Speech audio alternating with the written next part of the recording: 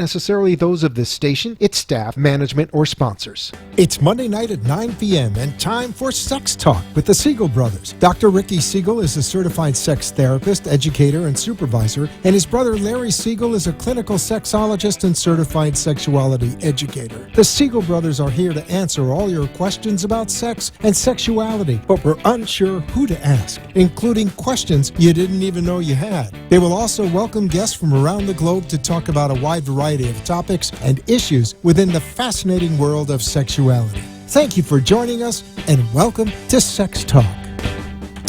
Good evening, and welcome to Sex Talk with the Siegel Brothers. My name is Dr. Richard Siegel. I'm a certified sex therapist. And I'm Larry Siegel, a clinical sexologist and certified sexuality educator.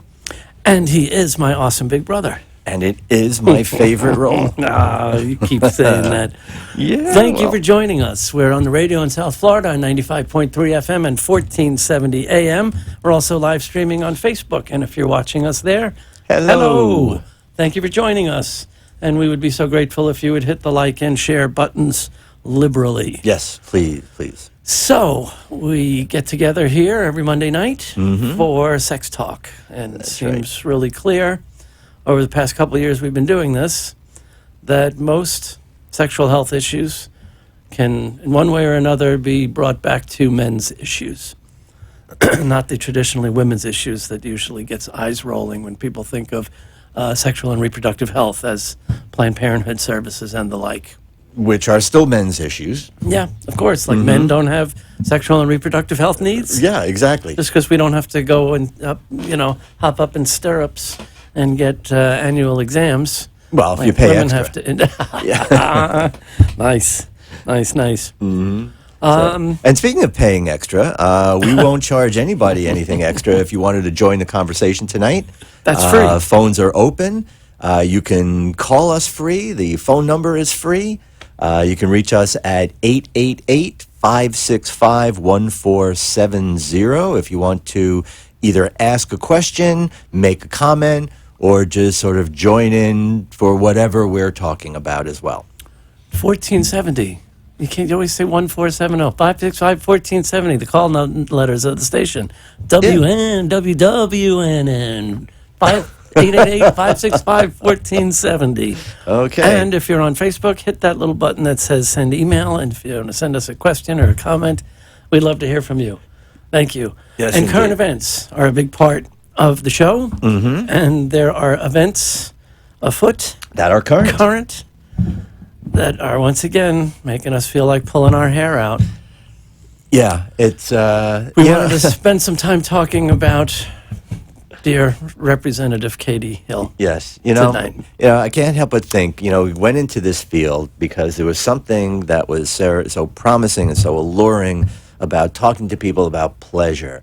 We're talking about sex and sexuality. We're talking about something that's supposed to be so good and Sounds so nice. sexy, right? But why is it that we spend so much of our time being outraged? And it's outrageous. Yeah. Our still ridiculous, squirrely relationship with sex, that it's become, what else except outright fraud and huge crime, like the guy Blagojevich trying to sell his seat, right? When else do politicians have to resign in disgrace? Well, I guess when it it also comes depends. out that they have sex? Right, it depends. Or the especially wrong if they're a kind Democrat. of sex. Oh, yeah, well, if you're Wiener, okay, he crossed some lines and engaged in some inappropriate behavior. With his wiener. But what did Representative Hill do? Katie Hill. Right, yeah, What was so her much crime? promise. Is she our new Al Franken? Yeah, Is I she our think new, so. Taking it for the team? I think so, yeah. Yeah. Yeah, she really is. For those of you who are not aware, Representative Katie Hill, who was a really, really promising, really sharp freshman senator. Representative. Representative, Yeah, yes. not in the Senate. Right. In the House. Yes. And she has just announced her resignation due to the fact that she basically has Well, she was a victim of revenge porn is really the issue that really brought that out. Yeah. A husband who she's in the middle of what apparently is not a pleasant divorce. Very ugly divorce. Who apparently is everything that you would think of when you think of the worst image of ex-husband that you're going through a nasty divorce with, and decided to post some private, intimate pictures of her involved with him, her husband. They were in what's trending these days, what's being called a throuple. Right. A couple of poly three. relationship. Right. It used to be open marriage, swinging. Not so a many couple different having a things. threesome, but three people in a relationship. Right. Right. So this, part of the poly dynamic. Right. And he, who was very much a part of that, published a number of these pictures, and of course with their girlfriend. with their girlfriend, who was a campaign staffer. So that ended up being the That's point the that she crime, had to really right? look at, because there is a house rule. Not the about, scandal that, oh my God, she had sex and with a woman. Well, but the that fact was that really a it part broke of it. that relatively new policy about members of Congress and their staff. That was the adhesion that it had, and unfortunately, everything else that went around it. And we've heard even tonight, people. Of course, it gets through the Breitbart filter. It gets through the ultra conservative outlets. So now it's not that she was sexually involved with somebody who was a campaign staffer. Again, we're talking about adults, and we're talking about consensual, and we're also talking about with the consent and participation of her husband at the time. But now that has gone viral, and we know that has takes a life of its own. So now there are people that think that she was doing all kinds of horrendous things, including having all kinds Underage of interns, indiscriminate sex supposedly. with underage kids.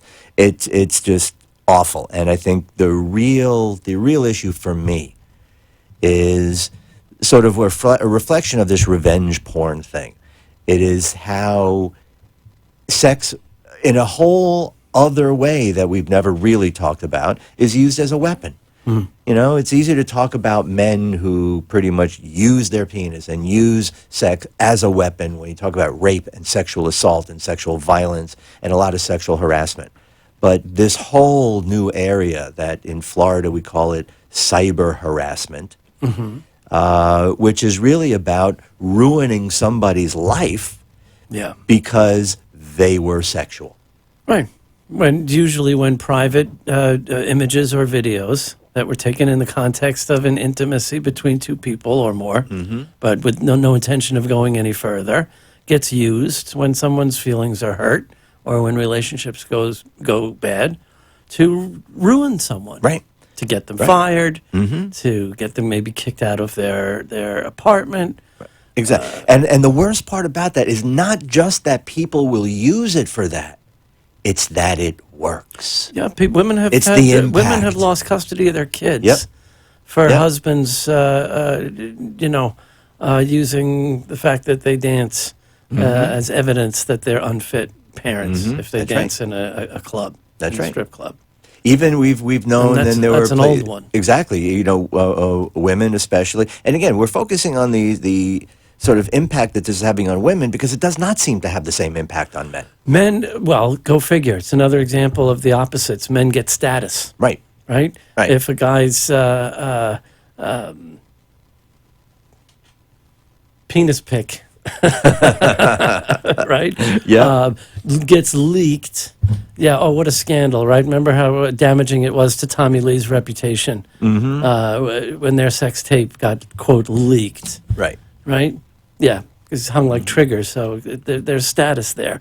And the same, it's almost like this kind of, I hesitate to use the term, pornified message that, like you said, the penis is the weapon with which a man vanquishes as many women as possible and leaves them all in a spent heap so he can put more notches on his belt. That same, it's almost like a way of humiliating. I think you brought this up this afternoon. There's an element of that in the Kavanaugh hearing. Sure. It's like I suspect that everybody kind of agreed that there was guilt there, but the humiliation for the victim took a front seat. Right? Yes, it was the Me Too movement. Yes, you garnered all this sympathy, but there was something about this frat boy wink and a nod. That's right. That they all voted to approve him. That's right, including a lot of the females, right? Who can Horrendous. so easily accept this "boys will be boys." I mean, that made my almost my hair just burst into flames on top of my head. Hearing all of these women supporting this idea that well, sure, show me what man doesn't do that in college. She's a credible witness, but I mean, it's mind-boggling. Yeah. So this script, it seems like we were sort of rewriting the sexual script in this country for the better for a while. It seemed like the story was kind of improving, but I don't know that we're there anymore. what happened to all the old hippies? Why are they all quiet now? Boy, Where- that's a touchy spot for me, because if you're going to ask about what happened to all the hippies and why are they all quiet and where are all their kids, we then have to ask, what about all these women who are ardent feminists in the late 60s and the 70s and now are raising girls who seem to have no resilience and really no ability to stand up for themselves, and it seems everybody is a victim. Everybody is so quick to, well, he looked at my hair and I'm traumatized. How did that happen? How did we go from feminism and strength and resilience to he looked at me wrong and now I'm traumatized? Yeah. You have to create a safe space for me Right. wherever I go, Right. because I'm so tender gear. Yeah, and I mean, it really is. And it seems I didn't get the memo. I don't think you got the memo either. When everything was changed, I mean, it seemed to be all the things that we were working on for all of these years. Now somebody came along and said, "No, never mind. We're not going to do mind. that. Right. We're not going to do that anymore."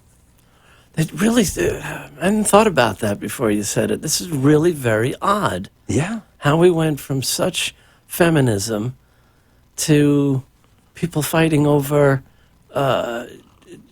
unisex bathrooms. Mm-hmm. People affronted if a trans person wants to use a bathroom of their choice. How did that happen in 30 years, 40 years? Well, it's really across Is it a the board. pendulum swinging like? I don't know. It's swinging in a lot of different directions right now, because Yeah, it's you have on definitely- all sides of that sort of political or ideological spectrum. If you want to go to the people on the far right, sure, they're offended by all of those things, at anything that anybody on the left says. But the people that are on the far left, the so-called progressives, they just seem to be fighting over who is more offended. Right. Who's more sensitive? Who's experiencing more offense? Yeah. Who can take more umbrage? Getting offended on behalf of other people. Well, who should be offended if they're not. Right. Exactly. I love to piss them off by asking who is least offended by the word retard. Oh, I know. Oh, they don't know how to deal with that. No.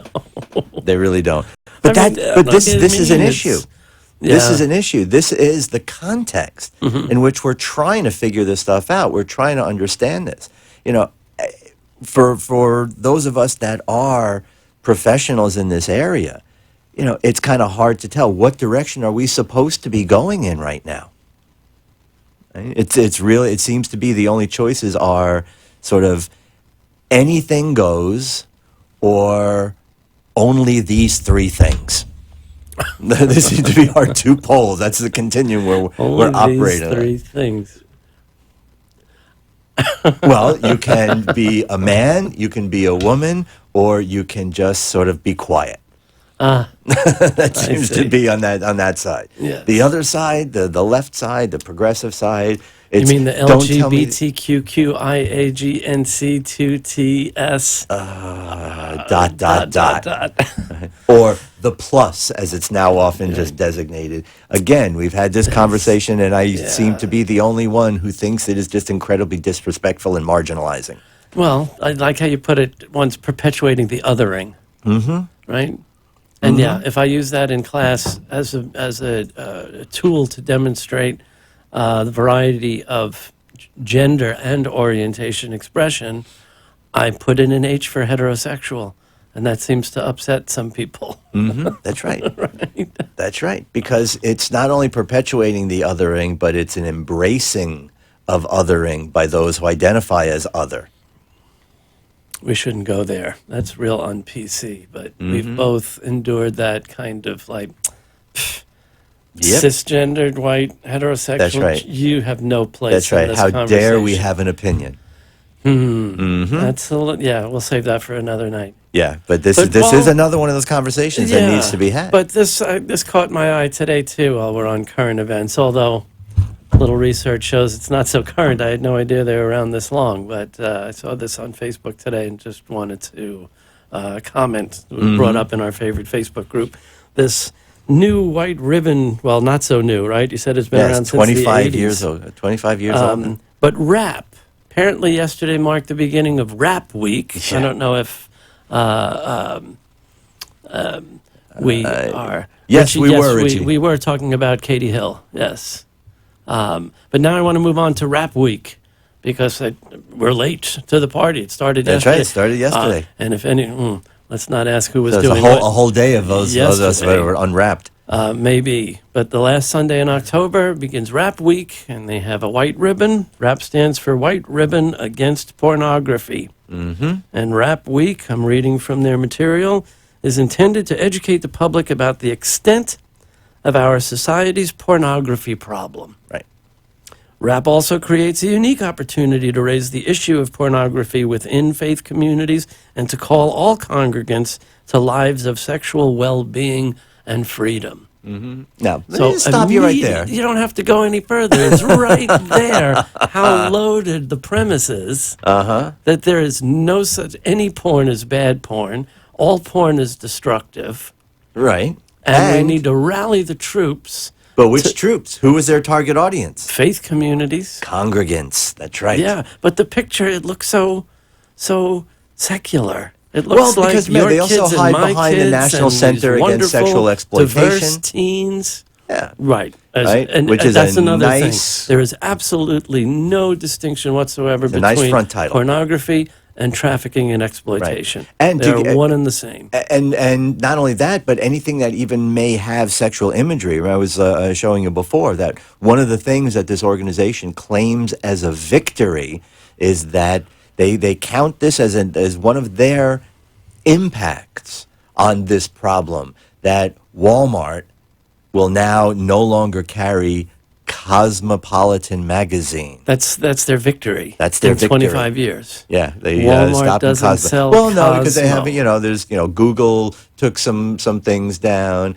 Amazon stopped listing sex dolls. I have not heard of anyone masturbating to Cosmopolitan since 1978. Well, it was especially on the cover because that was their That big was the thing. sexiest part of the magazine. That's right. Well, that's what they were objecting to. But you think people that were against Playboy didn't like the way the articles were written? Well, remember Playboy took out the pictures before. Did they stop publication altogether? Did I hear that recently? I don't know. But they took the I pictures really out. don't know. So the decades of Guy's favorite excuse, I only read it for the articles, was literal for a little while. But they go on to share 10 ways that you can help raise awareness about the devastating influences of pornography during Rap Week and throughout the year, not just for a week. Wear a white ribbon. It's a great conversation starter. Yeah.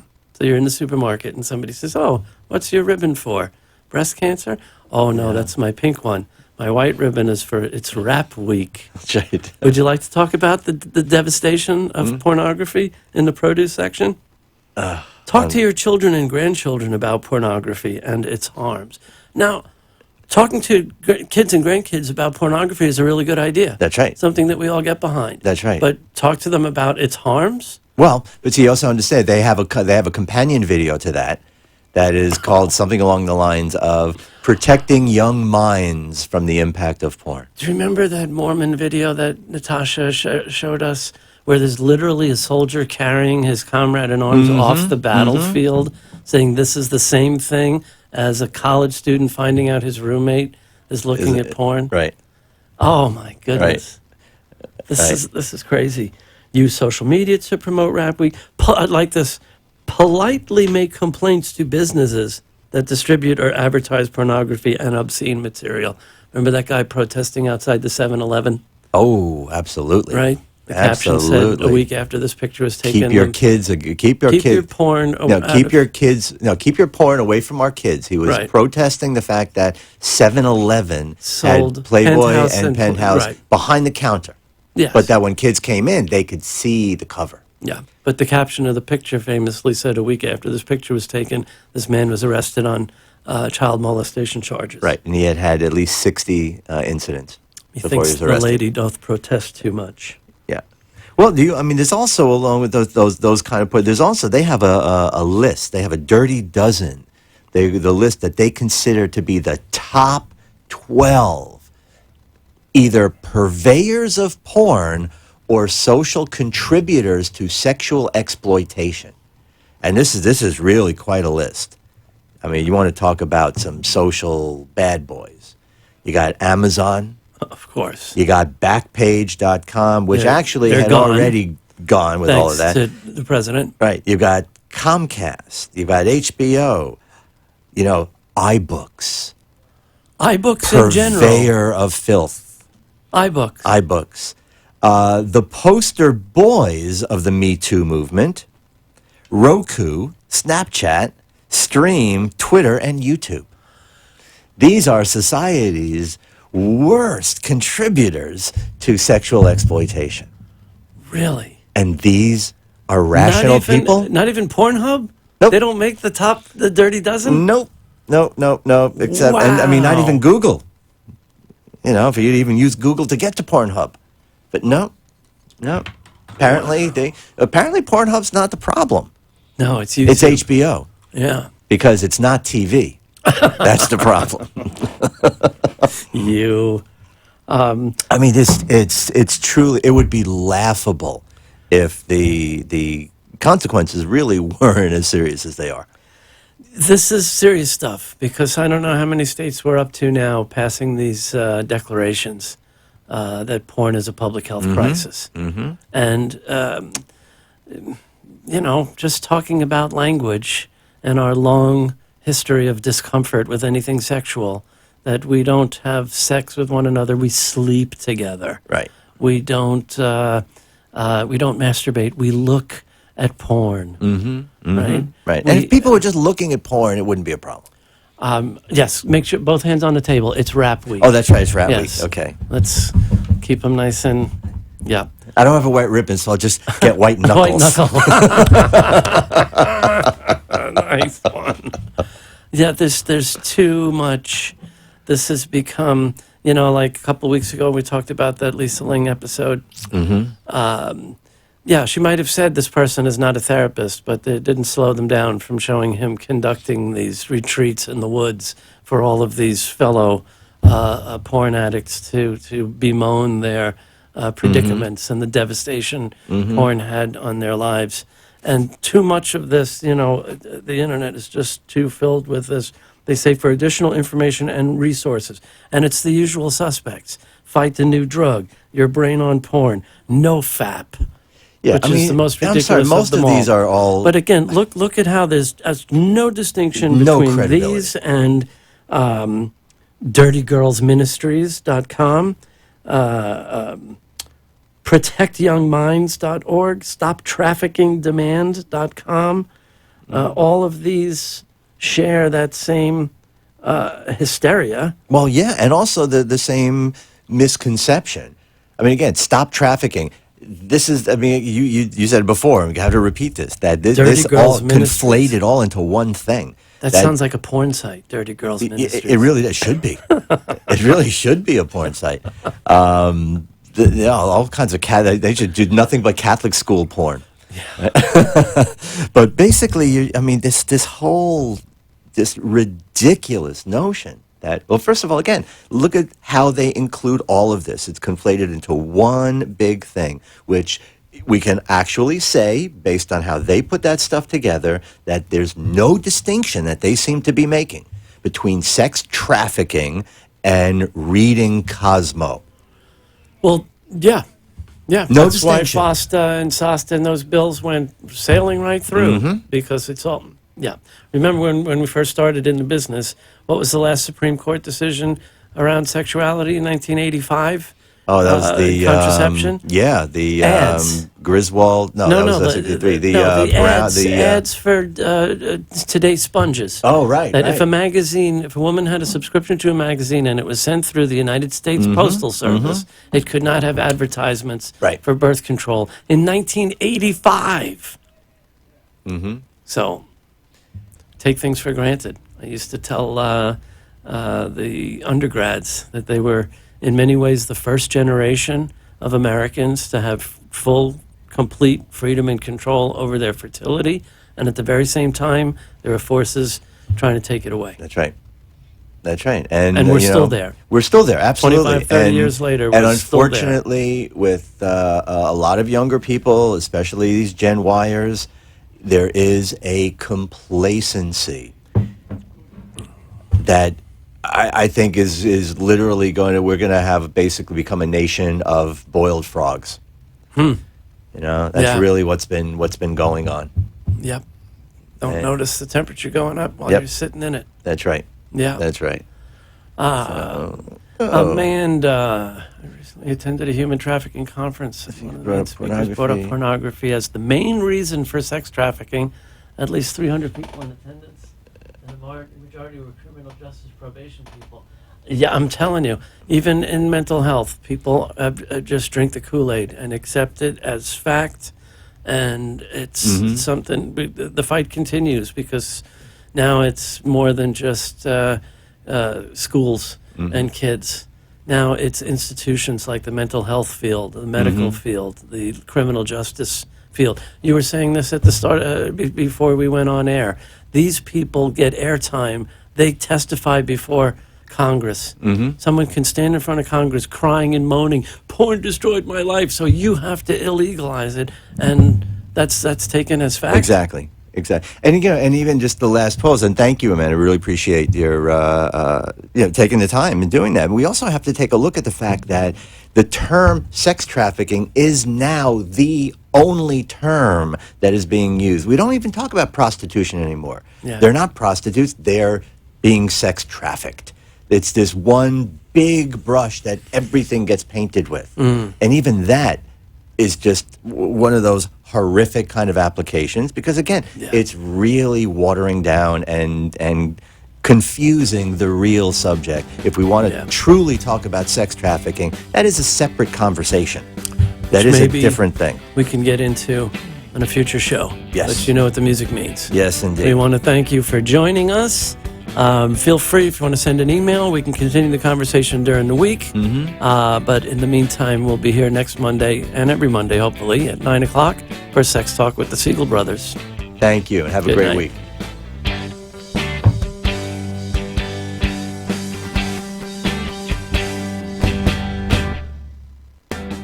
You've been listening to Sex Talk with the Siegel Brothers. Join us every Monday night at 9 p.m. on WNN, 1470 AM and 95.3 FM. Or watch live streaming video at AMP2 TV Productions on Facebook, or look for the shows on YouTube.